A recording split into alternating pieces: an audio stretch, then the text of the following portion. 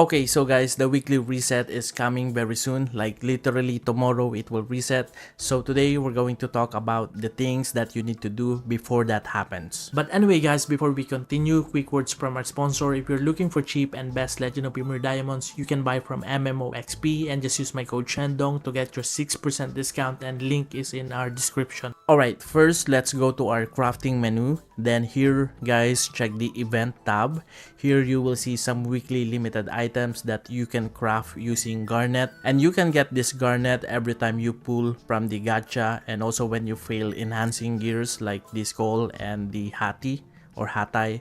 Now here's my take guys, these cards that you see in this tab, they're not really worth it for me, because if you check the expected result, you see that the success rate is only around 10%. So this is actually a big gamble, so I suggest we avoid crafting these cards. So guys, instead we go for the ones below, like the silver chest. If you're running low on silver, you can craft this one, or this middle scroll packages if you want to level up faster, and also this amber. And guys, amber is actually super important. Once you started playing around level 40, you will be using amber always. Like there's even a part of your quest that will require upgrading your artifact, and that will cost off a lot of amber. So just like right now guys, I really don't have a lot of amber. And also in this event tab, make sure that you notice these recharging stones, because among all the weekly items listed here, these are the most valuable items because they give you extra Valhalla time. Like you get an additional 2 hours per week from this 2 bucks.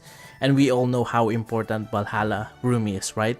It gives a lot of XP or amber if you're using that for farming amber, but you're only allowed 1 hour per day. So this extra 2 hours weekly, this is a huge bonus already. So again, always crop this one weekly and save your garnets specifically for this one. Okay, so next guys, let's talk about something a lot of players forget.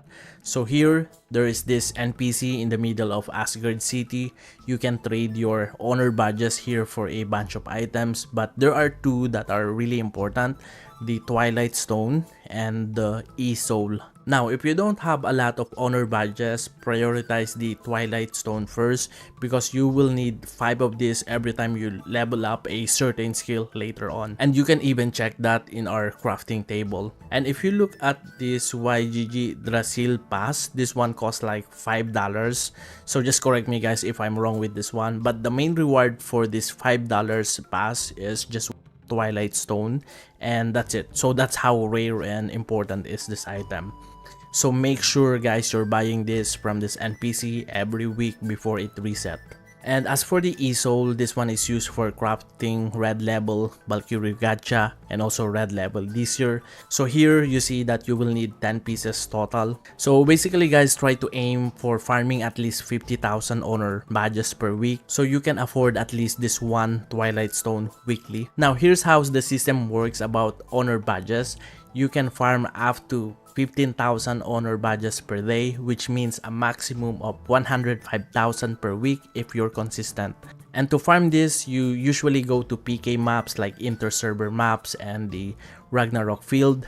But yeah guys, that can be a bit hard if your server has a super bully players who just wipes out everyone AFK farming there. And speaking of inter-server maps guys, don't forget that your Temple of Chaos and Folkvang both reset weekly too.